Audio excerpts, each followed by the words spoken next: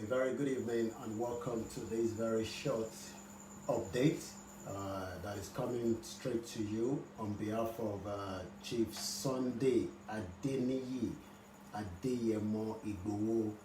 Today, the 8th of February 2021. Wọ́n ní kí n kéde fún gbogbo àwọn news media, àwọn tí print, tí online, bloggers, television, pé àwọn ọ̀ràn pépà kankan níṣẹ́ pé kó máa lọ kọ pé àwọn fẹ́ jàjà Boko Haram. Àwọn pépà tí wọ́n dẹ̀ kọ ìwé ìròyìn náà, wọ́n ní kí n fi tó wọn létí pé kó wà very very careful, very careful, nítorí pé àwọn jàjà Boko Haram, ìjà táwọn ń jà, ìjà ọmọ káàárọ̀ òjíire ni, ìjà Yorùbá làwọn ń jà. Ìjà yẹn kéré nítorí pé gbogbo wa la mọ̀ bí Fúlàní terrorist bó ṣe ń operate lórí ilẹ̀ wa, tí wọ́n ń pa wá, tí wọ́n jẹ́ káwọn bàbá wa, àwọn ìyá wa kó lọ sóko mọ́. So wọ́n wá ní kí n fi tó gbogbo àwọn newspaper tí wọ́n ń kọ ìkọkúkọ pé kó wà very careful lẹ́ẹ̀kan sí, nítorí pé tí ẹ bá wà careful, kó má jẹ́ pé ẹ máa bára yín ní court nígbà tá a bá bẹ̀rẹ̀ sí í sùn yín lẹ́yọ kọ̀ọ̀kan.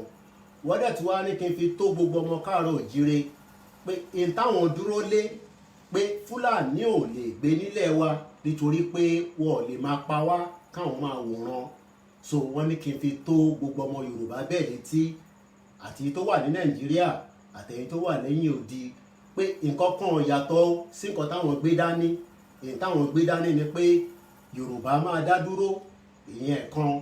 Àmọ́ kí Yorùbá tó dá dúró, àwọn tí wọ́n ò jẹ́ ká nísinmi lórí ilẹ̀ wa, ní Ogun State ni, ní Ọ̀yọ́ ni, ní Oǹdó ni, lẹ́kìtì ni, ní Kwara, ní Kogi, ní Ọ̀ṣun, pé gbogbo àwọn Fúlàní pátápátá àfẹ́ wọn lórí ilẹ̀ wa mọ́, nítorí pé wọ́n ò fún wa nísinmi. Wọ́n ò jẹ́ káwọn èèyàn mímọ́, ẹni bá fẹ́ lọ láti Èkó tó ń lọ Oǹdó wá jí gbé, á san ransom. Èyí tó bá tún san ransom wá tún padà pa, ìyẹn lọ bẹ́ẹ̀. Wọ́n tún wá ní kí n fi tó gbogbo àwọn politician tí ẹ̀ ń rán àwọn èèyàn sí wọn, pé bí a kọ́ máa bẹ̀ wọ́n ni, pé kó ṣe sùúrù, kó sọ fún àwọn tí wọ́n rán wá pé àwọn ò fẹ́ gbàlejò yàn kankan. Sòkólúkálukú kó tọwọ́ ṣòkòtò ẹ̀ bọ àpò. Ẹ má rán politician kankan, ẹ má rán yàn kankan sáwọn, ẹ má rán proxies sáwọn, nítorí pé a máa bẹ̀rẹ̀ sí ń dárúkọ gbogbo àwọn politician tó bá ń gbé ìgbésẹ̀ bẹ́ẹ̀. Àti pé 2023 a lè ṣe election 2023, wọ́n ní kí n fi tó yín létí bẹ́ẹ̀.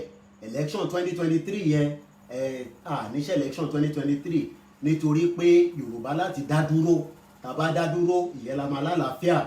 So kí onílé kó bá wa sọ fún toko gbogbo àwọn print tó ń print oríṣiríṣi, kẹ́ tó máa print nǹkan kan, ẹ jẹ́ bẹ́tà kẹ́ gbé yẹ̀wò dáadáa, nítorí pé tẹ́ bá ti kọ̀kọ́ kúkọ, ibi tẹ́ bá ti kọ́ sí, ibẹ̀ náà láti máa bára wa gbé lọ, ká máa gbé lọ sí court.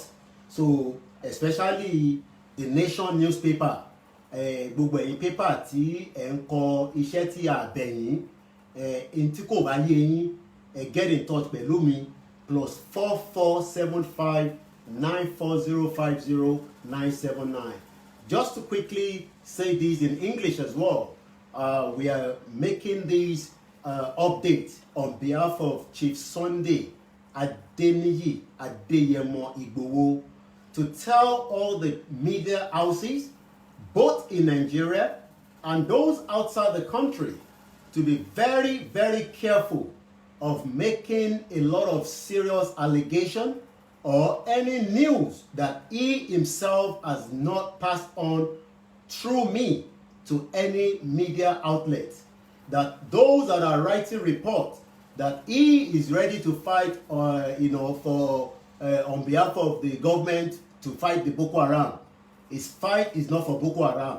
His fight is for the Fulani terrorists that are killing our mothers, our fathers, and our sisters that are being raped across the Yoruba land. And this message is also to advise every politicians and those that have been sending proxies, calling, texting, WhatsApp, that he would not tolerate any of such. And if care is not taken, we will start mentioning all your names so that the Yorubas across the world will know exactly those of you that have been trying to reach out to him, so that he can back down from the cause of what he is fighting for. He's fighting for the Yoruba people. He's fighting for his people. Like he always say, he has a tribal mark, and that means he's a Yoruba man. And he will not allow any Fulani terrorist to continue to create havoc. Today's date is the 8th of February 2021. If you are not sure of the news, get in touch with us so that we can give you the right news. But if you go out and print or release any statement that Chief himself has not done so, be ready for libel suit against any of these paper, including any television, whether in Nigeria or outside the country. My name is Olayomi Koiki, and this message is being delivered on behalf of Chief Sunday Adeniyi Adeyemo Igboho. Thank you very much, and have a very good evening.